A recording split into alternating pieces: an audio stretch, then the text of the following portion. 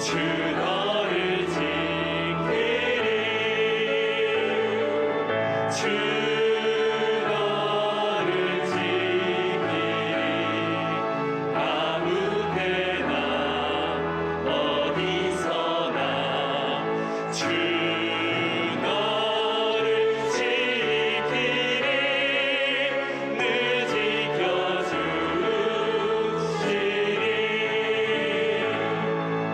너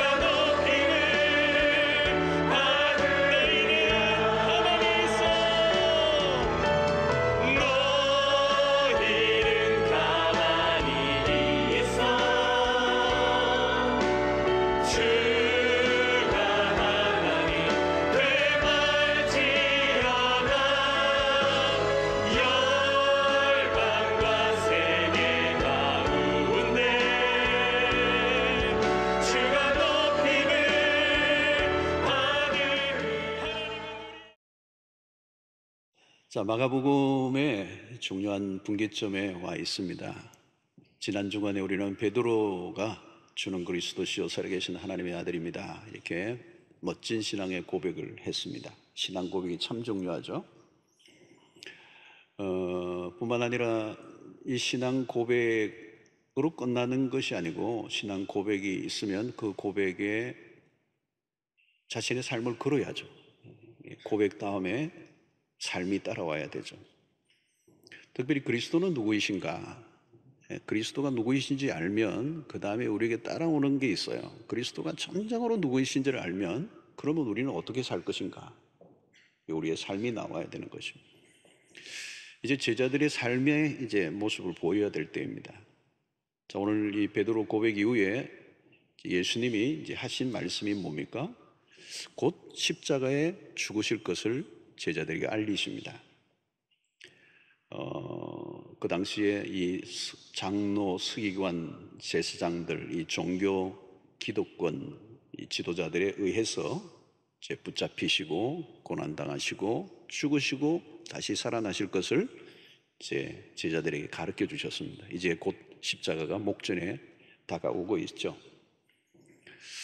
이 32절에 보면 이제 드러내놓고 이 말씀을 하시니, 이제 십자가에 죽으셔야 될 날이 가까우기 때문에 이제 드러내놓고 더 이상 감출 일이 없습니다. 드러내놓고 이 말씀을 하시니 베드로가 예수를 붙들고 항변하매 이랬습니다. 갑자기 베드로가 돌변을 해요. 그리고 예수를 붙들고 항변하며 그랬거든요. 여기 예수님을 붙들었는데 어디를 붙들었는지 모르겠어요. 팔을 붙들었는지 다리를 붙들었는지 허리를 움켜줬는지 모르지만 강하게 예수님을 붙잡고 저항을 하시, 항변을 하는 거예요. 항변. 여기 항변이라는 표현은 책망, 또 꾸짖다, 비난하다, 이런 의미가 담겨 있습니다. 어떻게 보면 상당히 무례한 행동입니다.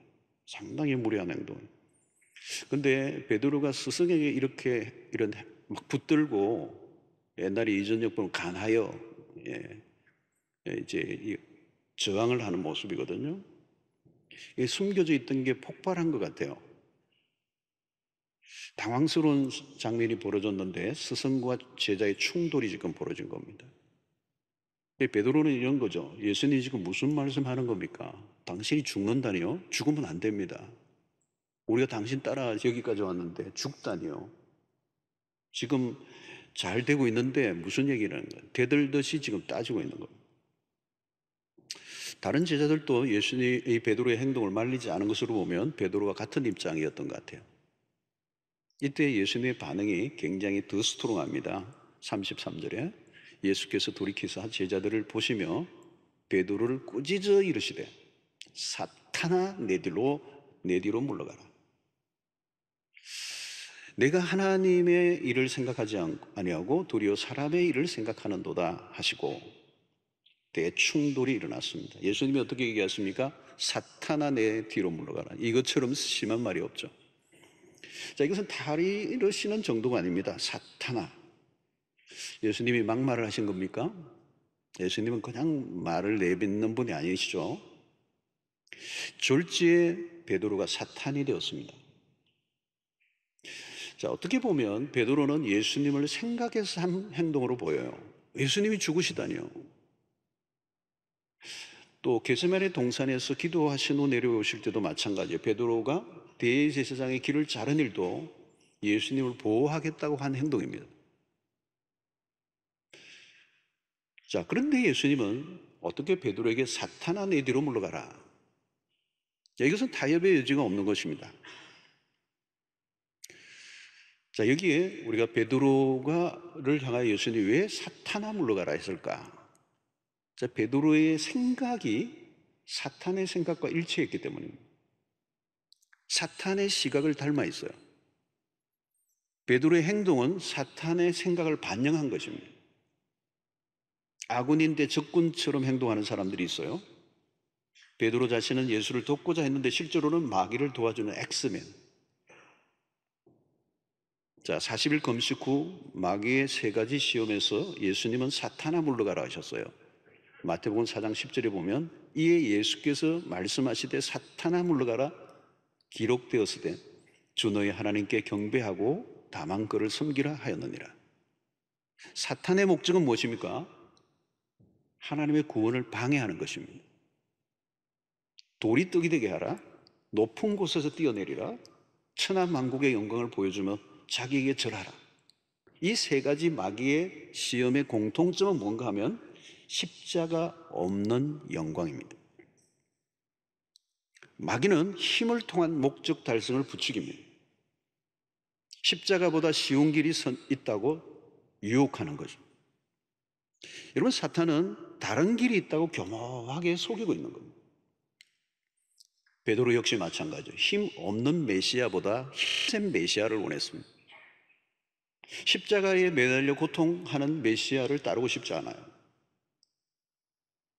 여러분, 세상의 눈으로 지금도 마찬가지입니다. 세상의 눈으로 보면 십자가에 매달린 예수는 매력적이지 않습니다.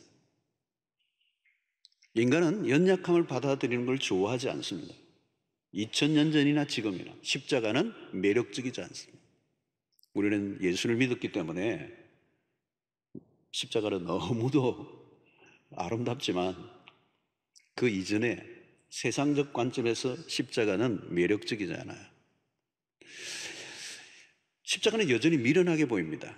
어떻게 인간을 구원하러 온 자가 힘없이 매달려 죽는가 하는 것입니다. 그래서 십자가를 사람들은 싫어하고 조롱합니다. 어떻게 보면 십자가의 방법을 따르면 망할 것 같이 보이죠. 사람들은 더 나은 방법을 찾으려고 합니다. 그러나 십자가의 길 외에는 구원을 얻을 다른 길이 없습니다. 십자가는 무슨 이념이나 사상이 아닙니다. 심오한 철학도 아닙니다. 십자가는 세상 죄를 대신 지고 가신 하나님의 어린 양의 죽으심, 목배입니다. 십자가는 인류를 죄로부터 구원하시기 위한 하나님의 유일한 방법입니다. 그래서 그 십자가를 우리는 하나님의 능력이요 하나님의 지혜라고 그러죠. 여러분, 우리도 십자가를 깊이 묵상하지 않으면 언제든지 믿음의 길에서 탈순할 수 있습니다. 이 십자가가 뭔가 모자란 듯한, 뭔가 문제가 있는 것처럼 보이는. 그러나 여러분, 인간의 지혜가 아무리 탁월해도 하나님의 지혜와 견줄 수는 없습니다.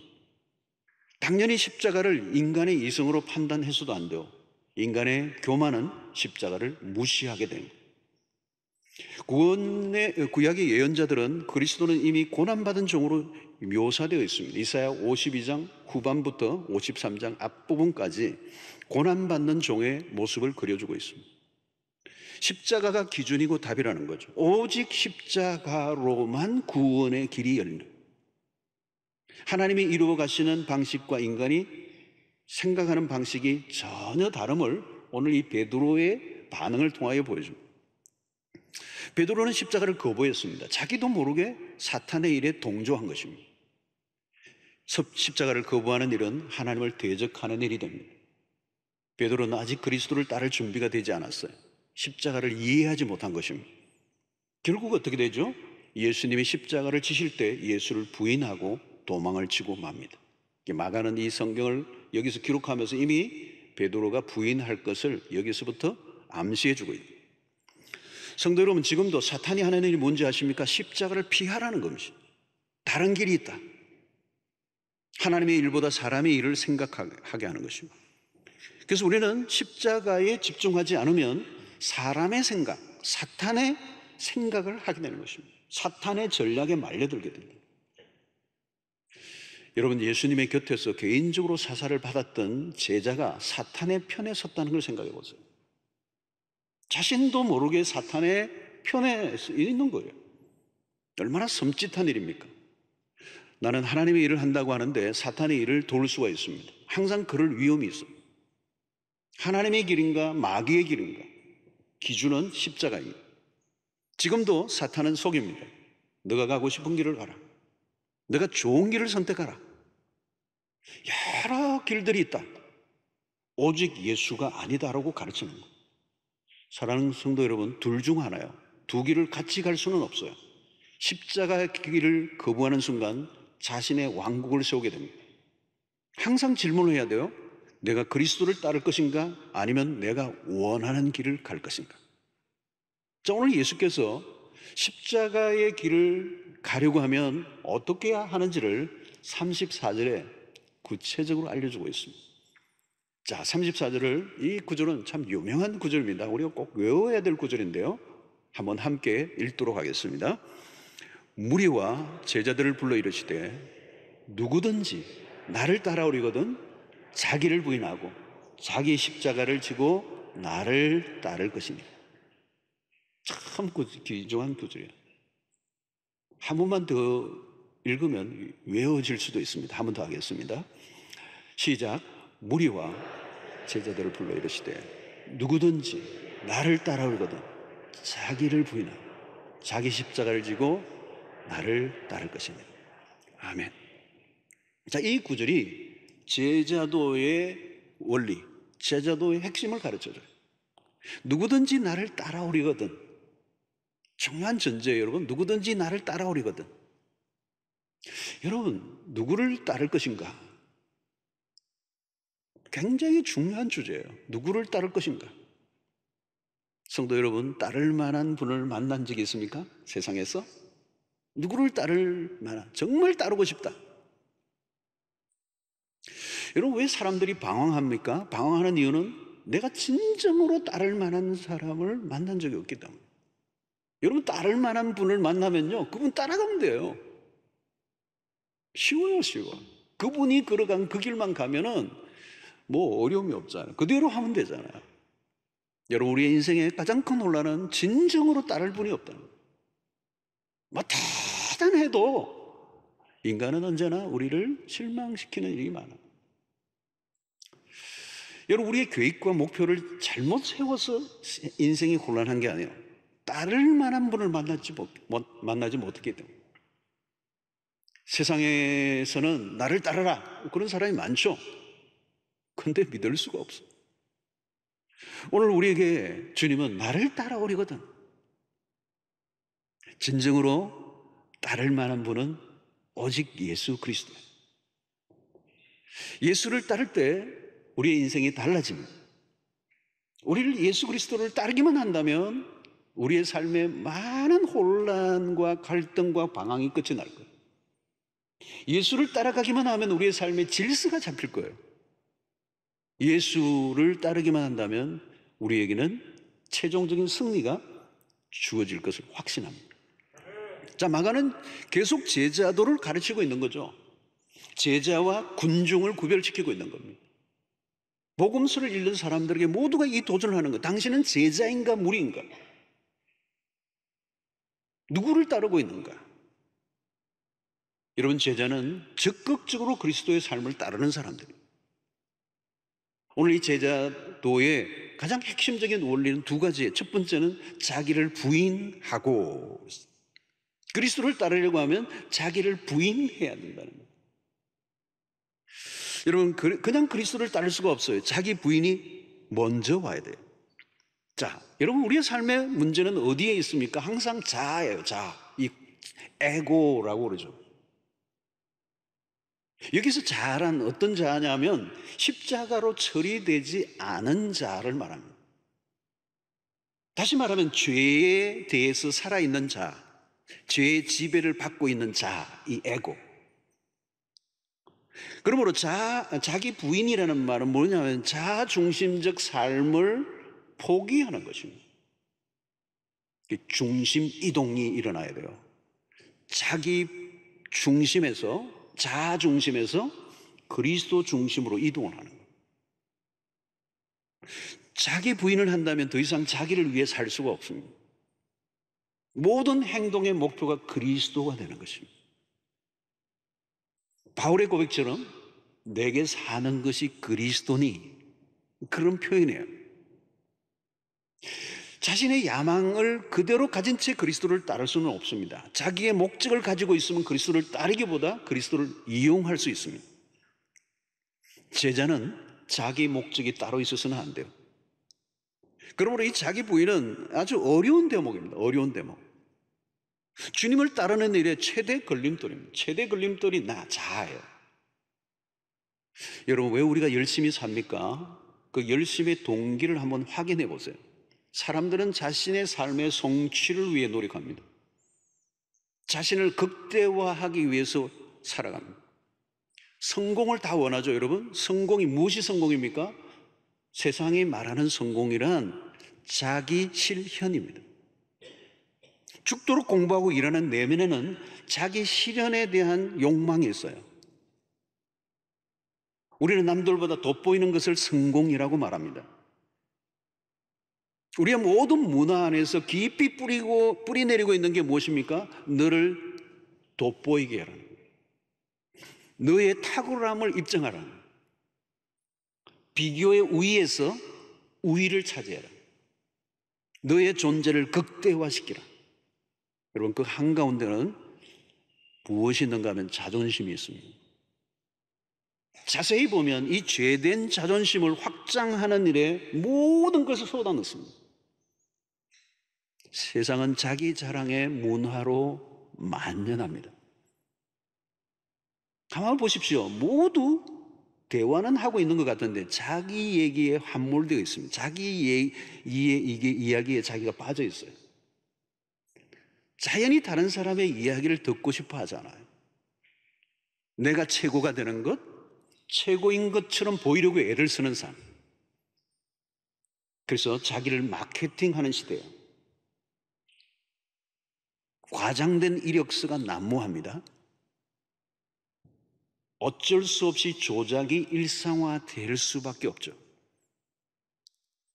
가능하면 더 멋지게 자신을 사람들이 알리려고 모든 것을 동원합니다.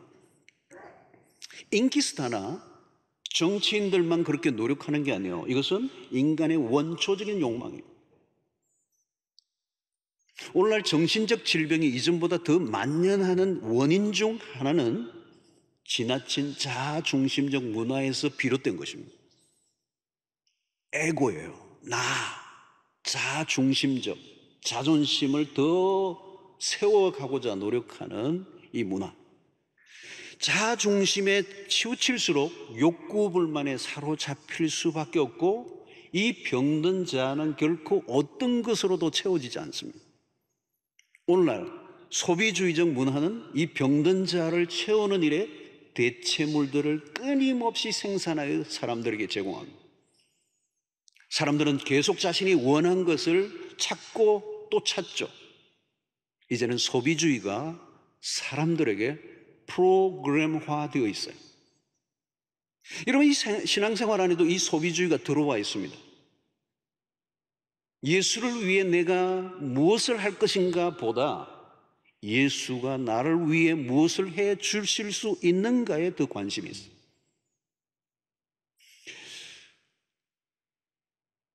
교회 프로그램들도 거기에 맞춰져 있을 때가 있습니다. 고객 만족과 같은 프로그램들. 이런 대형교회는 그런 위험과 유혹을 늘 받고 있어요. 늘 경계해야 되죠. 신앙생활을 한다고는 하지만 자기 부인을 한다는 것이 무엇인지 전혀 모르는 그리스도인들이 생각보다 많습니다. 우리가 사는 세상은 자기 부인을 배울 수 있는 환경과는 거리가 너무 멀어요. 주님을 따르려고 하면 반드시 자기 부인의 과정을 거쳐야 합니다. 자기 부인이 안 되면 그리스도의 제자로 살 수가 없어요. 결국 신앙은 갈수록 어긋지게 될 수밖에 없다는 것. 나를 따라오려거든 자기를 부인을 해야 됩니다. 여러분, 우리가 열심히 한다는 거, 우리의 열심이 언제든지 자기 의가 되고 공로가 되고 자랑이 될 수가 있습니다. 교회 안에서도 시험이 언제 듭니까, 여러분? 자기 부인이 안 될 때예요.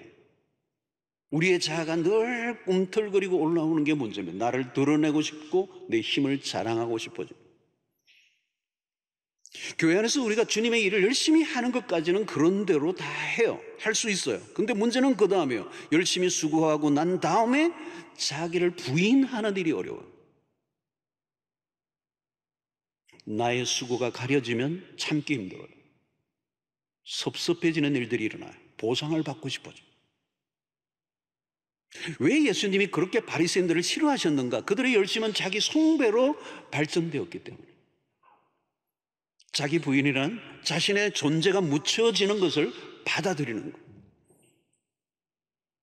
자기를 드러내고 싶은 본성과 싸워야 합니다. 자기를 부인하려면 자신의 야망과 계획까지도 때로는 내려놓는 것입니다.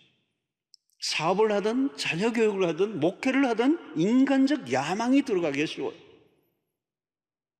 그래서 우리는 모든 행동의 동기를 점검해 보아야 합니다. 남들에게 보이려고 하는 것은 아닌지, 누구를 위한 것인지, 그 안에 불순한 동기가 끼어들고 있지는 않은지를 점검해야 한다는 거예요. 여러분, 우리가 기도할 때 흔히 우리 자녀가 영향력 있는 인생이 되어 하나님께 영광을 돌리게 해달라고 합니다. 교회를 위해 기도할 때도 영향력 있는 기도, 세계적인 영향력 있는 교회, 이 위험이 있는 기도예요. 영향력이란 하나님의 말씀을 따라 온전히 살아갈 때 저절로 주어지는 것이지 내가 얻고자 해서 얻어지는 게 아니에요. 그런 기도 안에는 인간적 야망이 숨어 있는 경우가 많아요. 겉으로는 하나님의 영광인데 들어가면 자신의 왕국을 세우는 그런 기도나 시도들은 결국 실패하게 되고 스스로 불행하게 되는 것입니다. 열심을 다해 세운 왕국은 겉으로는 멋있어 보일지 모르지만 내면 세계는 달라요. 높이 올라갈수록 불안하고 쉼이 없고 만족이 없어요. 여러분, 자연스럽게 명예를 얻고 사람들로부터 높은 신망을 얻는 일은 매우 좋은 일입니다. 문제는 이 극과 속의 불일치를 이루는 것. 외적으로는 멋있게 보이려고 하는 사람일수록 내면은 흙으로 가득 차 있습니다. 여러분, 유명한 사람이 된다는 것은 오늘날 얼마든지 조작될 수 있어요. 사도행전에 나오는 아나니아와 삽비라 부부는 십자가의 희생보다 영광에 더 집착했습니다. 결국 죽음으로 파국을 맞이하고 맙니다. 십자가의 길을 걸으면 언젠가는 영광의 날이 와요. 근데 그 날이 언제일지는 nobody know, 알 수가 없어요. 때로는 많은 경우에는 지상에서의 우리의 수고와 희생은 묻혀질 때가 많아요. 사랑하는 성도 여러분, 여러분들은 어떻습니까? 나의 공적과 수고가 묻힐 때 기뻐합니까? 아니면 마음이 상합니까? 빠른 결과를 얻고자 하면 십자가와 거리가 멀어집니다. 우리에게 최종적인 참된 보상은 현재 여기가 아니라 영원한 나라에서 주어지는 줄로 믿습니다. 여러분, 자기 부인을 한다는 거 참 어려운 것입니다. 얼마나 어려운가? 모세는 이 자기 부인의 과정이 40년 걸립니다. 애굽의 왕실에서 자라난 이 모세는 자아충만이에요. 자아충만. 얼마나 자존심이 샜겠어요, 여러분. 결국 사람 죽이고 맙니다. 그 열심이 너무 과했던 거죠. 미디안 광야로 도망치고 40년을 광야에서 양을 칩니다. 하나님이 그를 부르셨을 때 그는 고백하면 나는 아무것도 아닙니다. I am nothing. 나는 아무것도 아닙니다. 자기 자랑이 더 이상 남아있지 않아요. 자기를 부인한 것이죠. 바로 하나님이 그때 그를 부르십니다. 자기 의로 가득 차 있을 때는 아직 때가 아니에요. 하나님은 자기 부인이 된 사람을 사용하시는 것입니다. 자기 부인이 되지 않으면 하나님의 일을 하기보다 방해자가 됩니다. 그래서 자기 부인을 위해서 필요한 것은 광야예요. 그 광야에서 깎이고 또 깎이는 작업을 계속하면서 자기 부인의 과정이 이루어지는 것입니다. 쉬운 일이 아니에요. 힘든 과정입니다. 하나님은 잘난 사람을 찾지 않으세요. 신기합니다. 자기 부인이 안 된 사람 주변은 늘 시끄럽고 자기 주장이 강하고 일을 하긴 하지만 문제를 더 복잡하게 만들고 사람들에게 상처를 주는 일들을 하게 되는 것입니다. 여러분, 가정 안에서도 여러분 제자도는 필요해요. 자기 부인을 한 사람은요 자기 부인과 싸우지 않아요.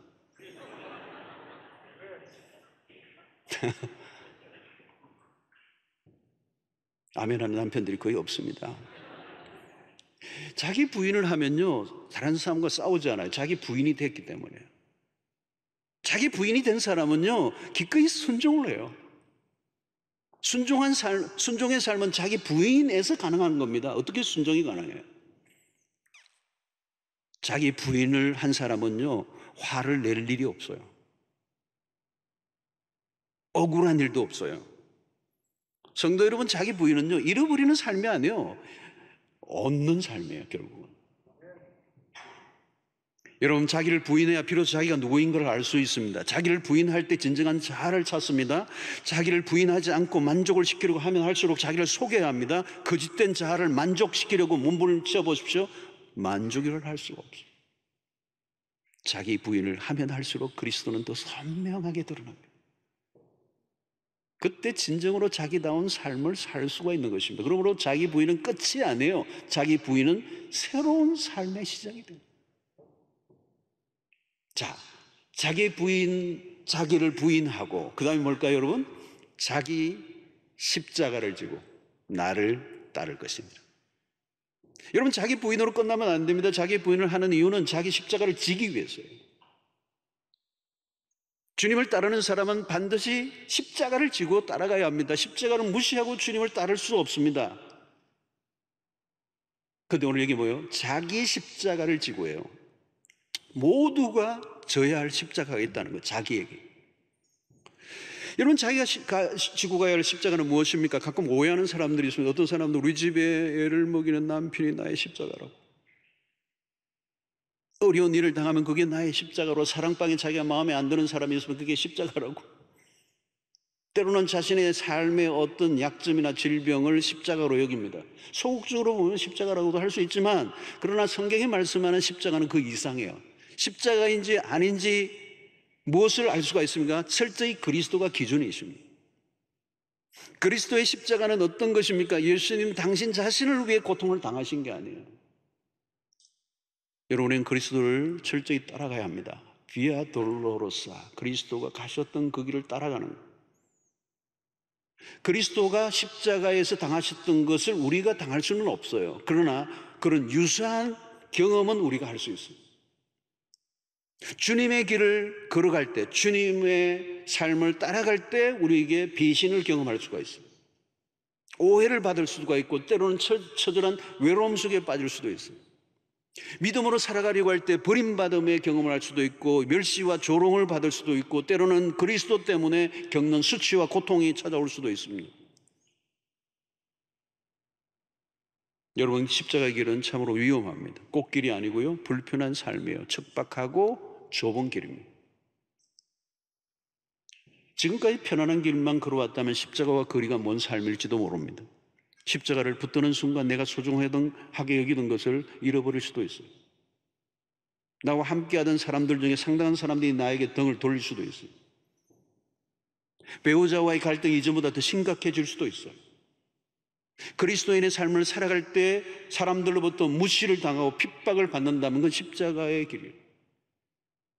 복음을 위해 살아갈 때 닥쳐오는 어려운 상황들이 있습니다. 쉽게 살고 싶은 욕망과 싸워야 가능한 것이죠.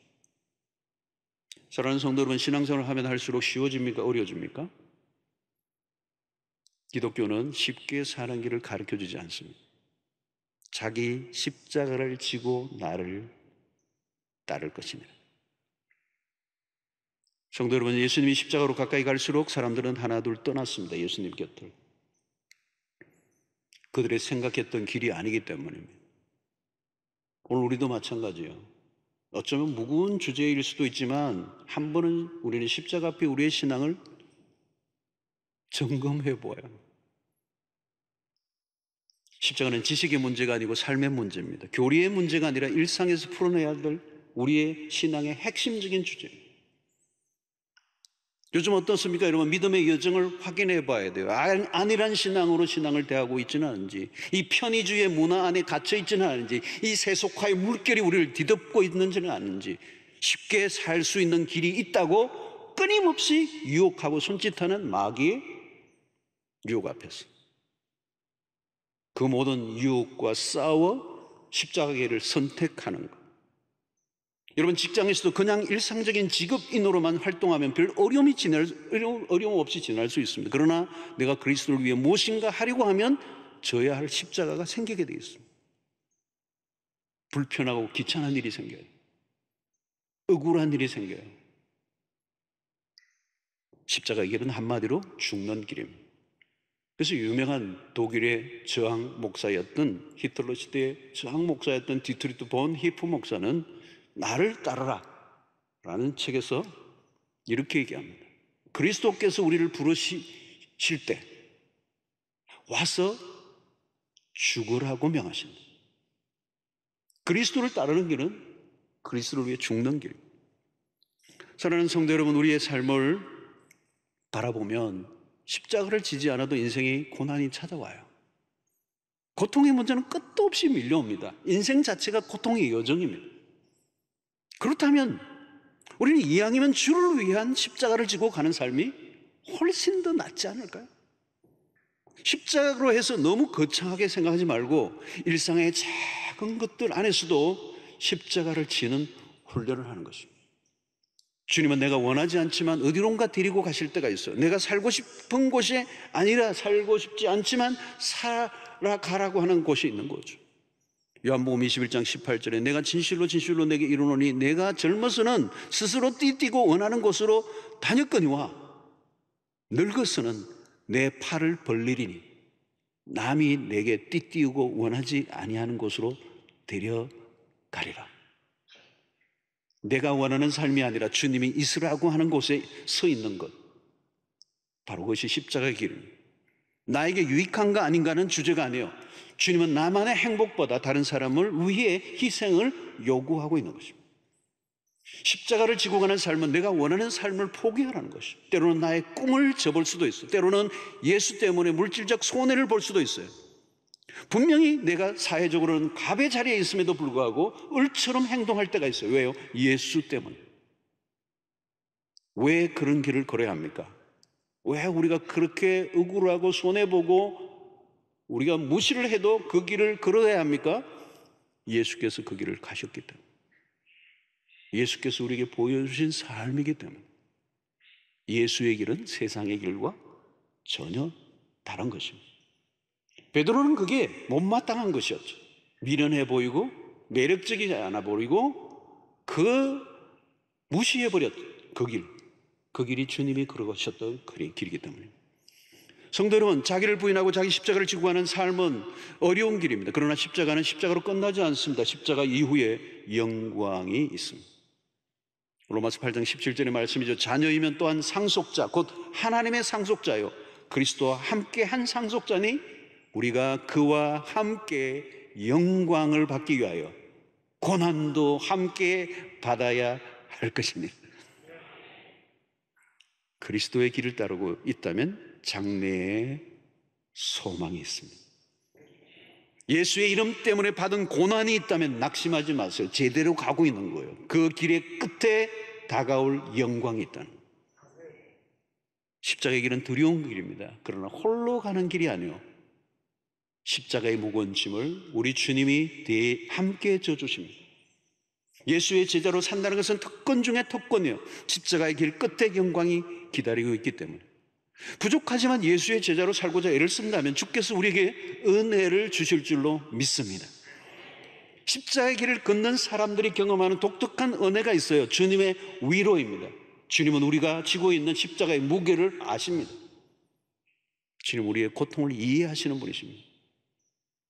예수의 제자로 사는 것 때문에 당하는 고난이 있다면 감사하시기 바랍니다.